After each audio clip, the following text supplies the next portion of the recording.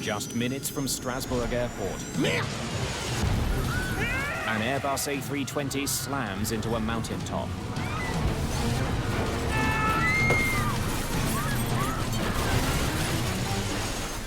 Delta Alpha, your position? There are survivors. And I'll panic because I'm going to burn. But they are still in grave danger. It's bitterly cold, and what they don't realize is that no one knows where they are.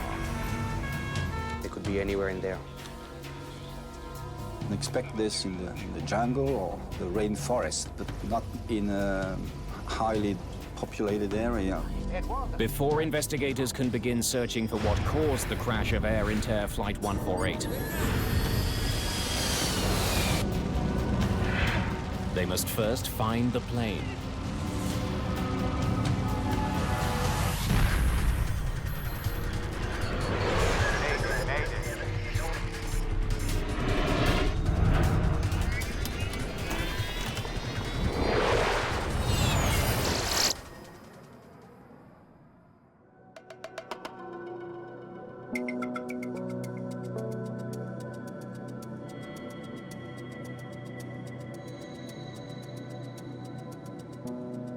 January the 20th, 1992. Air Inter Flight 148 has departed from Lyon, France. 124.905, thank you.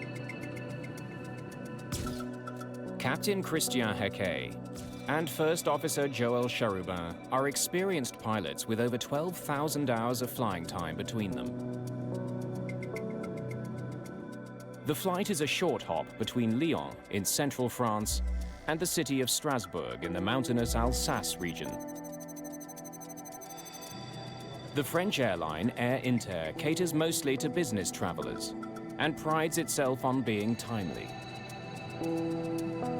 Crews are motivated to avoid delays, as former Air Inter pilot Gérard Arnoux explains.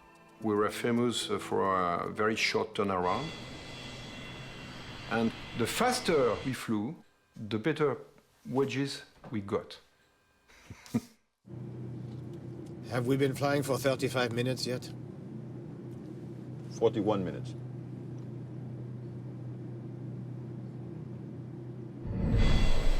The crew is flying an Airbus A-320, one of the most technologically advanced commercial airplanes in the world. Even before takeoff, the pilots programmed the autopilot to land on a specific runway in Strasbourg. The cockpit of the A320 is also very different from other planes. Instead of analog gauges, the pilots look mostly at digital displays.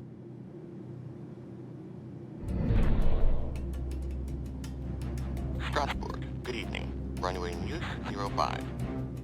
Transition level 50. Wind 040 at 18 knots.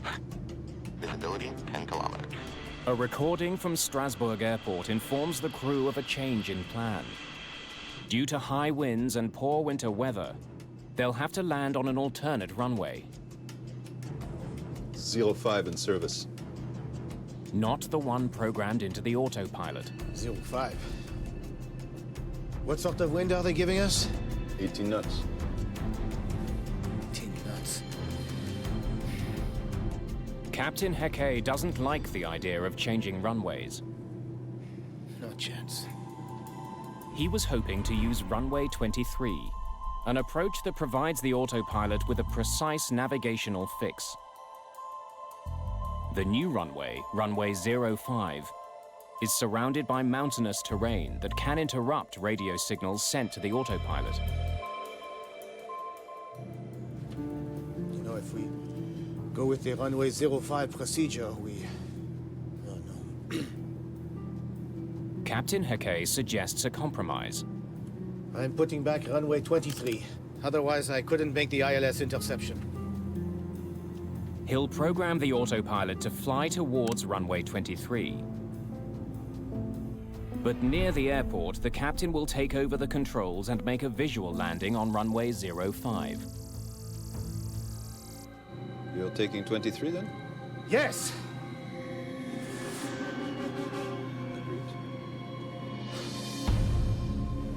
Ladies and gentlemen, we are commencing our descent. We ask you to please return to your seats. Nicholas Thank you. Skouras is a university graduate student. It was a quiet day. I was expecting to go to see my girlfriend in Strasbourg, so I was very happy. Roger 854, proceed to GTQ air level 140, contact Reims. Delta Alpha, Strasbourg. Yes, we intend to proceed to do an ILS on runway 23, then an indirect for runway 05 after that. The Strasbourg controller considers the captain's plan. Delta Alpha. He warns that there will likely be a delay due to heavy traffic. Given that we're going to have 3 takeoffs on 05, you risk waiting in a stack at 5,000 feet. We're not going to mess about like that, descending at full speed. If they had warned us in advance, cripes! Delta Alpha, Strasbourg. I hear you. Aware of the captain's frustration, the controller offers assistance. If you want, I can take you with the radar to lead you to Andlo at 5,000. Andlo is a navigational point on the approach to runway 05. It helps pilots align the plane for landing. Yeah, that's good. Oh yeah. Okay, then turn left to heading 230 degrees. 148. Turn left to heading 230 degrees. There you are. That will save you some time. Since runway 05 doesn't allow for a full autopilot approach, the captain must calculate the angle of descent on his own. That makes 3.3 degrees.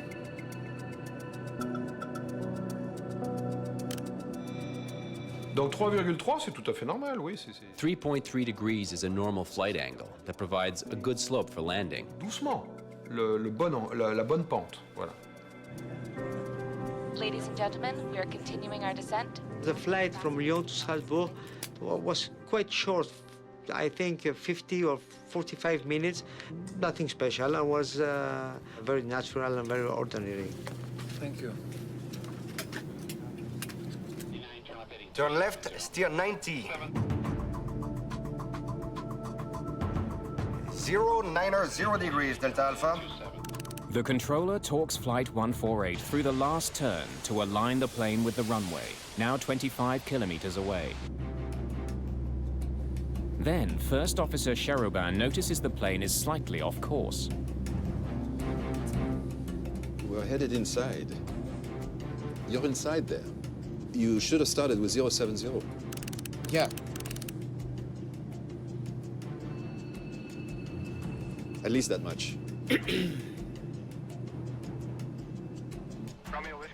The controller also notices that the plane is off course. Air Inter, Delta Alpha. It has missed aligning itself with Andlo, the runway's electronic guidepost. Delta Alpha, you're passing to the right of Andlo. Nevertheless, he authorizes the landing. Authorized for final approach 05. Delta Alpha. The captain initiates the landing sequence. flaps towards 2. Flaps towards 2. Flaps at 2. Gear down.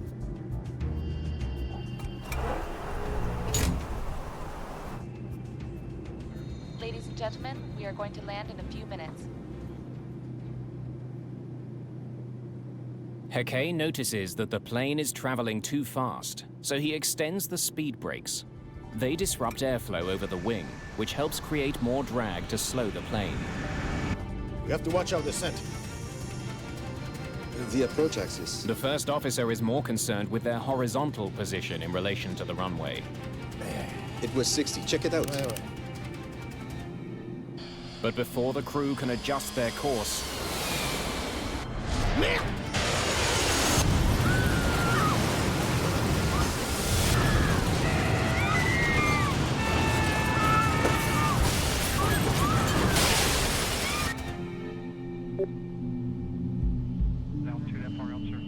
Delta Alpha, your position?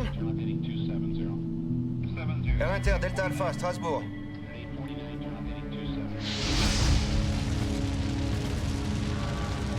The crash is catastrophic. The A-320 has flown into the side of a mountain. Delta Alpha, your position?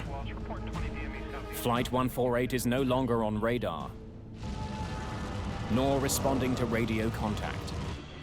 An emergency is declared at Strasbourg Airport. This is the last hit we got. We were flying about 20 kilometers away from the airport. Officials need to pinpoint the crash site, but it's not as easy as it might seem. The airport's radar is not recorded. There has been no signal from the plane's emergency beacon, and surprisingly, no one has reported seeing a plane go down. It could be anywhere in here. The proposed search area covers more than 20 square kilometers of dense forest just outside Strasbourg.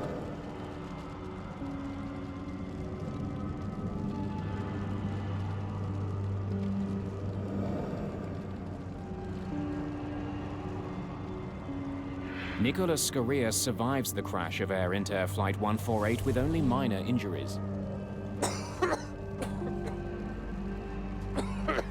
I took off my seatbelt, I get up, I tried to find my suitcase in the lockers, but there wasn't any lockers.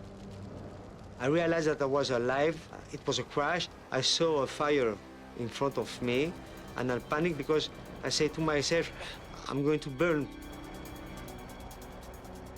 I went to the back of the plane, of what remained of the plane. I found some other survivors. Come on! It's gonna blow! I was afraid of the explosion. I was panic. With the smell of leaking jet fuel in the air, the survivors move away from the burning plane.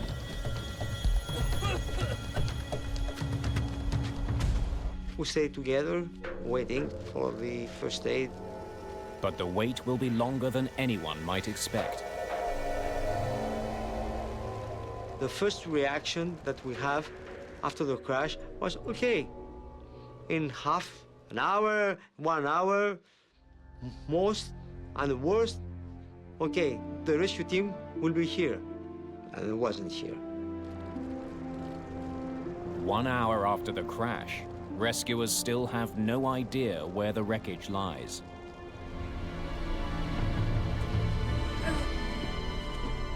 Scorias and the others now face a new ordeal. Surviving sub-zero temperatures in a dark and isolated forest. 2.5 hours after Flight 148 disappeared from radar near Strasbourg Airport, the missing plane has still not been located.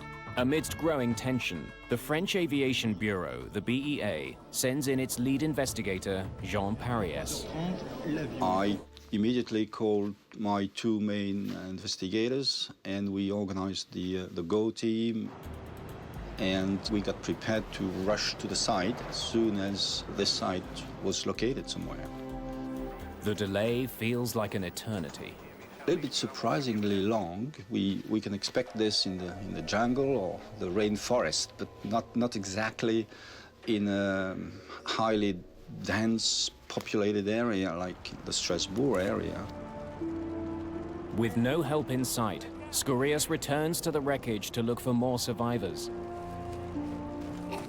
I think that some people that die could have survived if the first aid come sooner.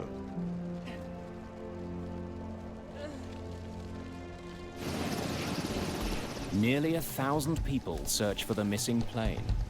But 3 hours after the crash, there's still no sign of it. Frustrated, Scorias goes looking for help. He stumbles into a TV crew trying to find the crash. But with no wreckage in sight, they react with skepticism. They didn't expect survivors from an airplane crash. Hey, you have to believe me! They didn't believe that I was one of the survivors, but believe me, I was, because my face was black due to the smoke, the kerosene, and so on. Come on! The journalists follow him back to the crash site. where they discover 8 other survivors.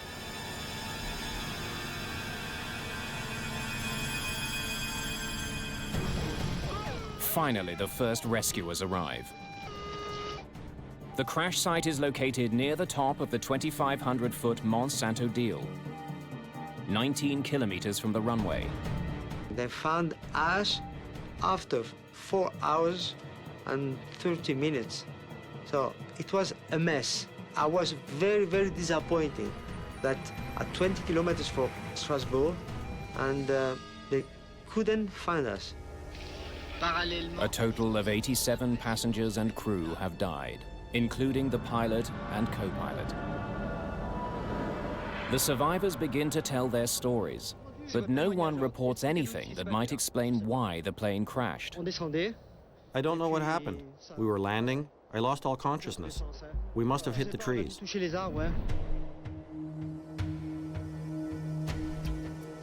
Bob McIntosh, an American NTSB investigator, arrives at the crash site. The BEA of France recognized the international attention would be on this accident, even though it was a domestic accident. He invited a group of international accident investigators to come and participate. Welcome to the team. The first priority for investigators is to retrieve the plane's black boxes. We have not removed the recorders yet.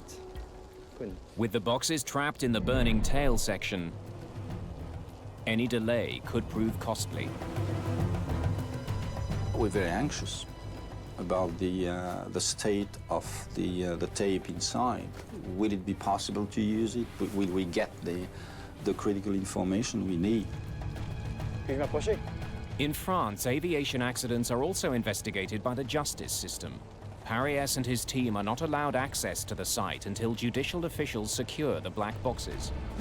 I had a visual picture of the gendarme, transport police standing around keeping us away from the wreckage for a while. And we're very suspicious of these international observers. Maybe we should wait. Maybe we should wait. Even taking photographs, which was somewhat surprising to us. In a previous crash, the crash of Air France Flight 296 in 1988, investigators waited 10 days before turning the black boxes over to police. Rumors persisted that these boxes had been tampered with. This time, police are keeping investigators at bay. I can recall seeing the glowing embers and seeing the flight recorder sitting there and not being able to intervene and say, get that thing cooled down as soon as you can. After midnight, the boxes are retrieved from the plane and sent for analysis. Investigators can only hope it's not too late. They was extremely hot. They looked damaged, they looked burned.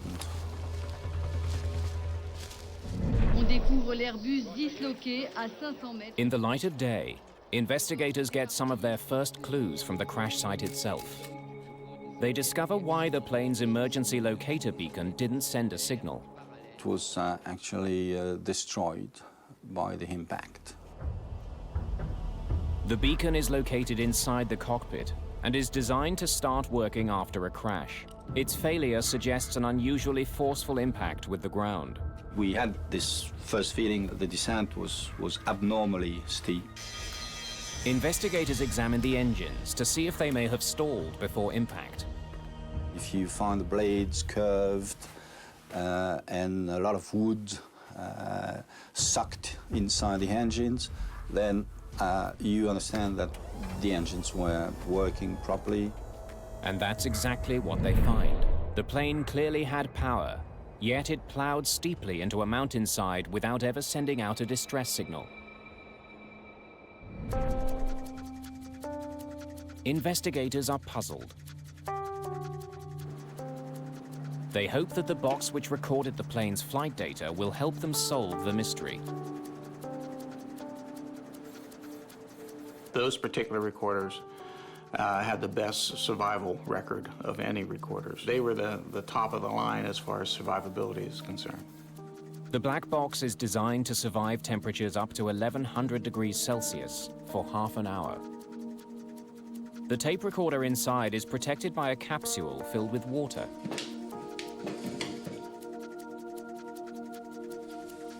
When the recorder heats up, the water turns to steam, absorbing the energy, and actually vents out through a little hole in the crash enclosure. But when the flight data recorder is opened, investigators make a troubling discovery. DFDR was totally damaged, impossible to read anything from it. It was subjected to heat beyond the 30 minutes. The recorder was just never designed to withstand that kind of sustained heat. And so we were very disappointed. There's now only one hope for recovering the plane's flight data, a device called a Quick Access Recorder, or QAR. Maintenance workers use the QAR to access the plane's computers, but it also records some flight data. Unlike the black boxes, the QAR is stored near the cockpit. Quick access recorders are not protected at all. They're up in the front end of the aircraft, typically, and in the electronics bay. They're generally destroyed just from the impact damage.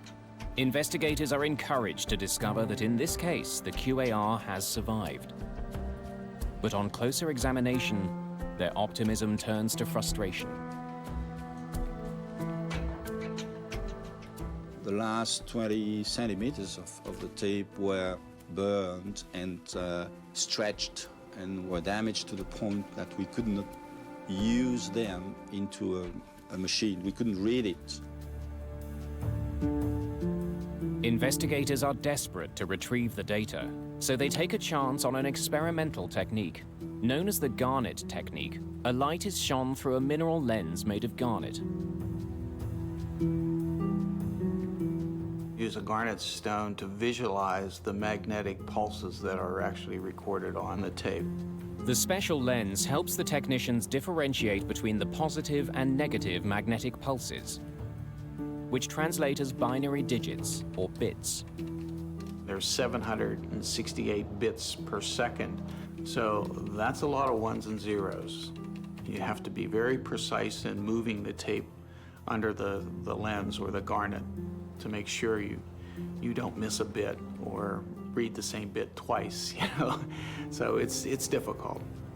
Analyzing the data is even more painstaking. It took about a day to read a second of recording. Any additional second recovered could reveal something that would make a difference. The effort to retrieve all the QAR data could take a month or more.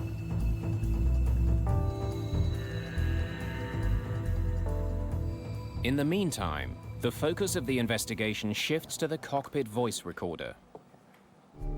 It was positioned just above the other black box. The cockpit voice recorder, which was just inches away, but outside of the ashes, had air passing over it, survived. Runway 23. Otherwise... The recording reveals the captain's anxiety early on in the flight. You're taking 23 then? Yes! Investigators know that landing on runway 05 requires what's called a non-precision approach. That means pilots receive electronic guidance only on their horizontal position, left and right. They get no guidance when it comes to altitude. The non-precision approach is significantly less accurate. Why, it's not really difficult, but they are less comfortable. 05. What sort of wind are they giving us? The non-precision approach increases the demands on the pilots. Investigators can also hear that the captain had concerns about landing on runway 05. 48, Delta Alpha, you are number 1 for VOR DME runway 05. Runway 05. 10 nautical. That won't work. It's a lot of distress over a non-precision approach. Wondering what can cause such distress, investigators research pilot training at Air Inter. They find that most pilots did not have extensive training making non-precision landings in the new A320. I think we should have had double the training compared to an older plane.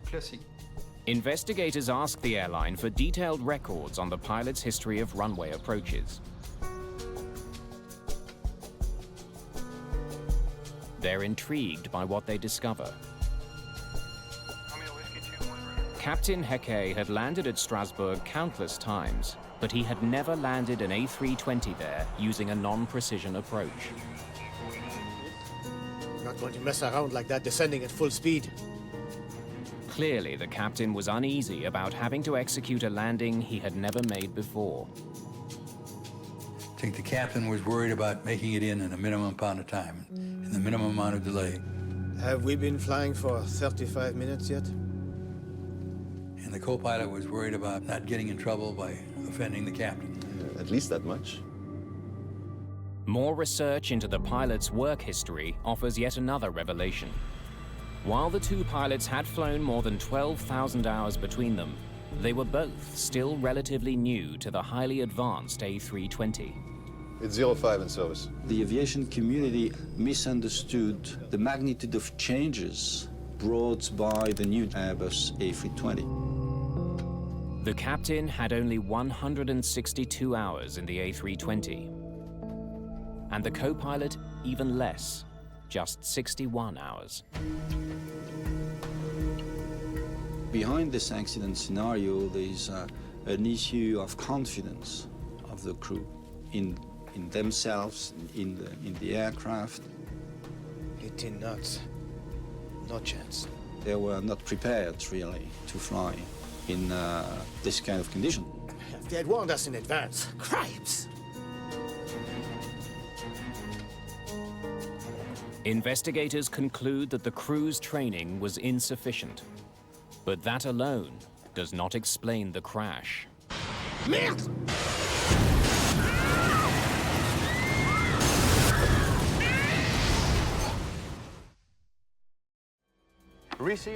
Investigators search for other factors in the crash of Flight 148.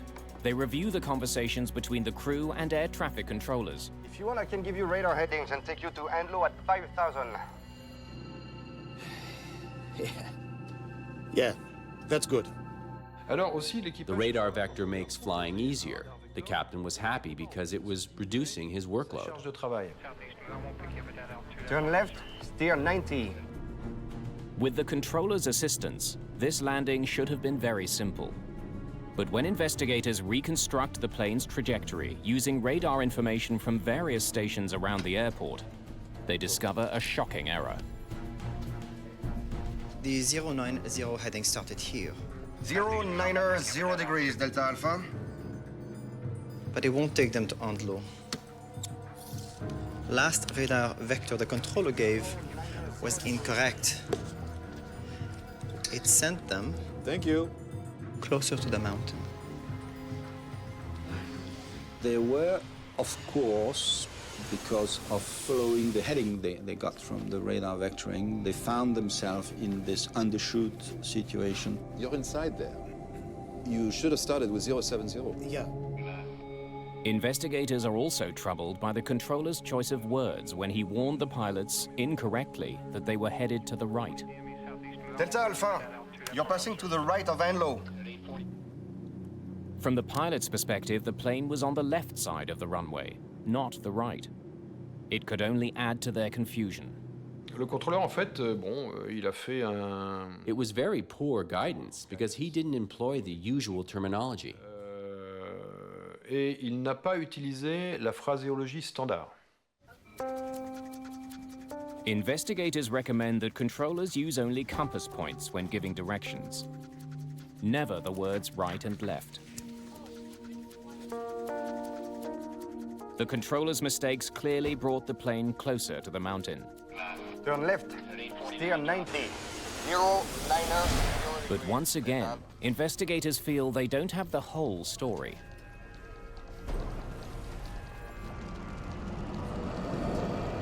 It's not something totally abnormal to start a descent from this situation. Flaps towards 2. Flaps towards 2. It's not what you expected to do every day, but it's not outside the tolerance of the concept of this approach. Gear down. When investigators study the plane's reconstructed flight path, they discover something more alarming than the plane's horizontal misdirection. As it circled the mountain, the plane inexplicably entered a dangerously steep and rapid descent. Perhaps 2.5 times the normal rate of descent. That's lethal at that altitude. Without the steep descent, they would have cleared the mountain. If the vertical trajectory had been correct, they would have no problem at all. Finding the cause of that sudden descent is now key to understanding why 87 people died in one of the most advanced passenger planes on Earth.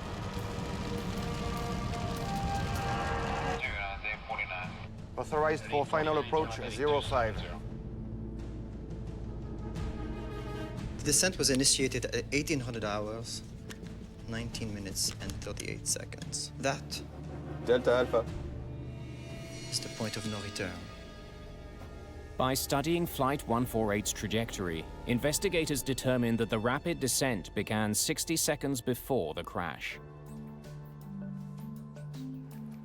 Delta Alpha. There is no indication on tape that the descent was deliberate. How it happened and why the crew didn't notice is a mystery.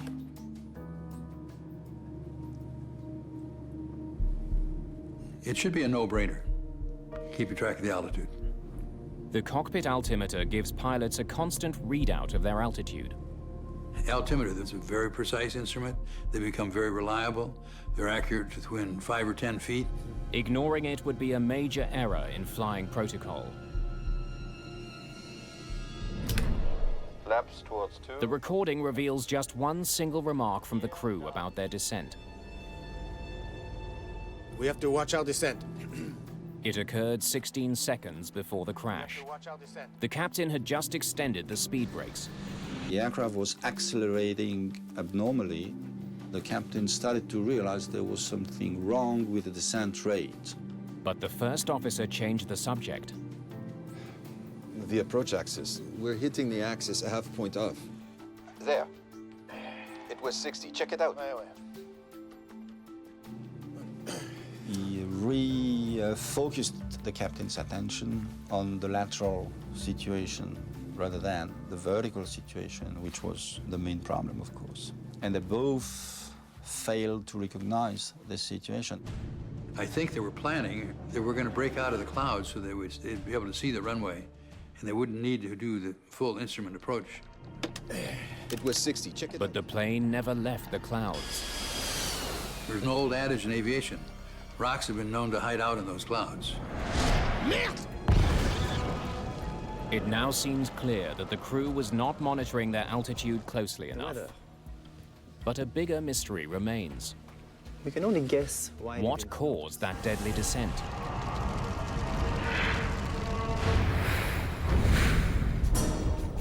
After months of work, investigators may finally have the answer. All the available flight data from the damaged quick access recorder has been recovered. We were very anxious to be able to read as much as we could.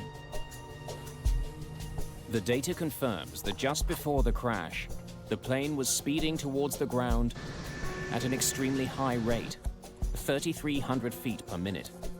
It also confirms that the angle of descent was dangerously steep, much greater than the 3.3 degrees selected by the captain. 3 degrees. That's quite a difference. Investigators now wonder, did the autopilot malfunction? Did it somehow fail to obey the captain's safe descent angle and send the plane into a deadly nosedive? But what state was it in before the accident? Unfortunately, the flight control unit which houses the autopilot is too badly damaged to provide any definitive answers. We could never demonstrate that this FCU on this aircraft during this flight functioned properly or not. But then, when he returns to studying the flight data, Paris discovers something that may finally reveal the cause of the crash. He notices a similarity between two key numbers: the plane's vertical speed, 3,300 feet per minute, and the intended flight path angle, 3.3 degrees. Coincidence? Paris uses a flight simulator to test a new theory. Can you show me a descent of 3,300 feet per minute? He believes that the similarity is no mere coincidence. On the autopilot, there are two descent modes: flight path angle and vertical speed. But they are both displayed on the same window. So 3,300 is abbreviated to 33. Now, show me a flight angle of minus 3.3 degrees. The problem on this aircraft was that the two values were visible on the same window and controlled by the same knob. 3.3 degrees. Minus 3.3 degrees. Paris strongly suspects that the confusing display tripped up Captain Hackey. So it wouldn't be hard to make that mistake, would it? The confusion is quite easy between the two modes if you don't do it carefully. If the captain failed to push the mode selector knob, then entering 33 would not have initiated a safe 3.3-degree angle of descent. Instead, it would have put the plane into a deadly rate of descent of 3,300 feet per minute.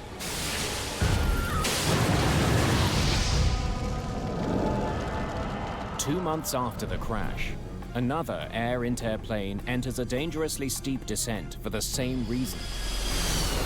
The crew only discovered the problem when they broke out of the clouds. Those pilots also confused the plane's flight path angle with its vertical speed. They were lucky enough to have a much higher cloud base so they could correct the problem. Further research reveals an industry-wide problem with the A320. Many people confuse these modes, especially during training, and many of them fell in the trap even after the training. Eager to test his new theory, Jean Paris programs a simulator with all the known data from Flight 148. Okay. He then inputs the same rate of descent he believes the Air Inter pilots selected. If Paris is correct, the simulation will end with the plane hitting the mountain. But it doesn't. We're missing something. Strangely, this didn't lead to a crash. Every approach would overfly this obstacle by a significant margin. Have we factored in the wind? We started to work on other alternate hypotheses. Let's try again, but initiate the turn sooner. But nothing was really credible. No matter how hard he tries, Paris cannot simulate the crash.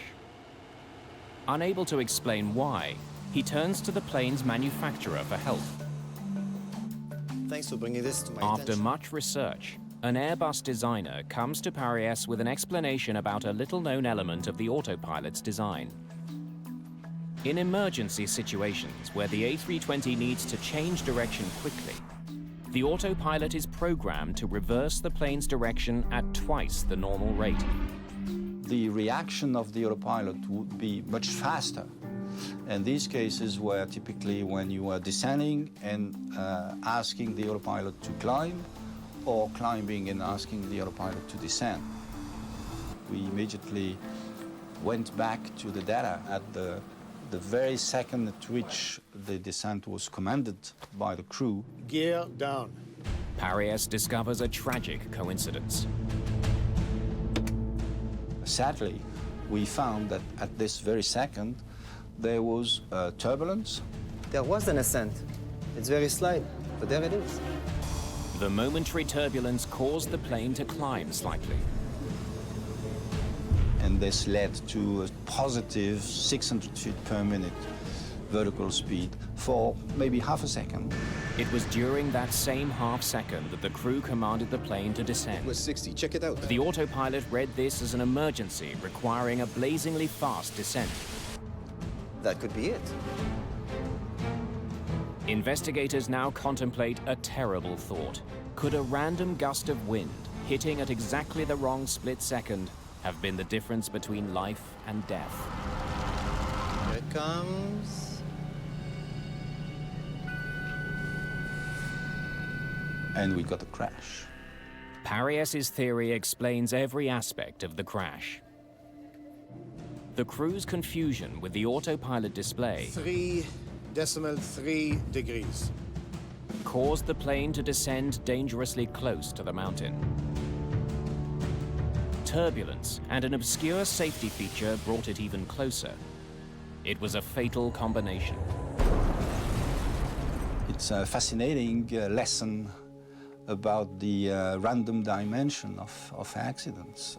Half a second before, half a second later, they wouldn't have the accident. The discovery of a confusing cockpit display has enormous implications for the entire industry. The flight instrumentation of aircraft like the DC-10, MD-11s, the 747s and so on, all the Boeing products and all the commuter products that were using that avionics suite had this vulnerability about it. Investigators now face a daunting question affecting aircraft safety around the world. If the design of the autopilot interface isn't changed, how many more people could die?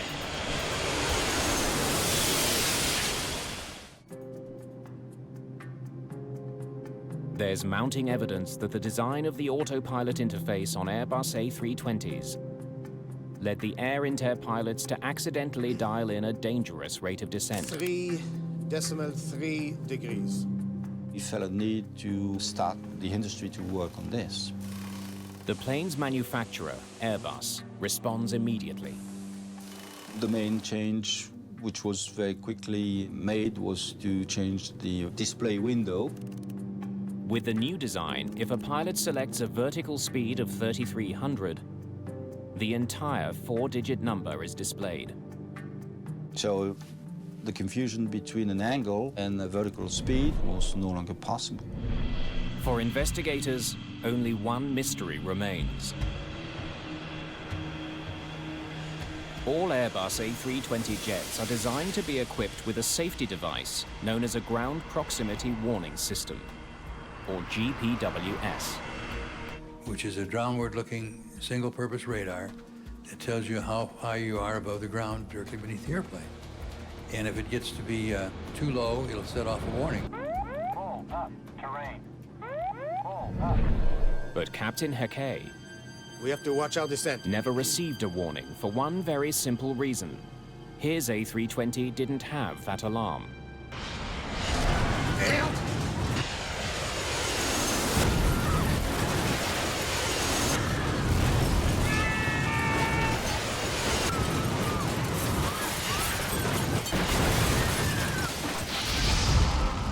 The first question, of course, was why the aircraft was not equipped. So it's not part of the minimum equipment list. The Air Inter management had decided they did not like the false warnings that had been produced by GPWS equipment.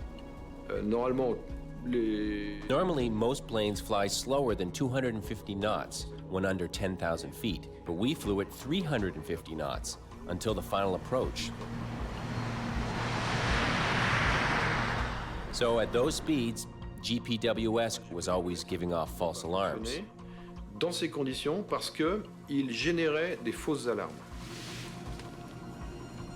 This decision, while legal, prevented the pilots from having one last line of defense before crashing into the mountain. C'est pas possible d'imaginer un instant. It's impossible to imagine that the pilot wouldn't have pulled up if he'd heard the alarm. We should have a GPWS on commercial flights. In any case, yes. That's an obvious conclusion. The report will list these causes. Flight deck aerodynamics. Investigators conclude that there was no single cause for the crash of Flight 148. Training, lack of GPWS. The tragedy involved an ill-fated combination of many different weaknesses in the airline industry. We made 35 or so recommendations, including pilot training about the ground proximity warning system, and so on. The recommendations lead to sweeping changes. Pilots must now have more A320 training before getting behind the controls. One of the two pilots now need to have at least 300 hours on the plane. They estimated that 300 hours were enough. Another change, the design of a more heat-resistant black box. The FAA did a test, did some studies, what the thermal characteristics of post-crash fires were, came up with a value of 260 degrees C for 10 hours. Delta Alpha, your position? Air Inter, Delta Alpha, Strasbourg. As a result of the Strasbourg crash, the A320 is now a safer plane. You can only get this change if there is what people perceive to be a good reason. And sadly, a good reason is still an accident. But improved aviation technology is still no substitute for well-trained, well-prepared pilots. There's an old axiom in aviation that you taught early on, that never let an airplane take you somewhere that your brain hasn't visited at least 5 minutes ahead of time. This is an excellent example of a flight crew that didn't follow that particular axiom.